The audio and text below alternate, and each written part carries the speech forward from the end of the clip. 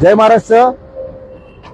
मी महेंद्र भानुशाली, विभागाध्यक्ष मनसे. माझ्यासोबत स्थानिक शाखाध्यक्ष नरेश तारी, संतोष दरवेश, माथाडी उपचिटणीस आणि हे सुपरवायझर, बरोबर ना, इगलचे.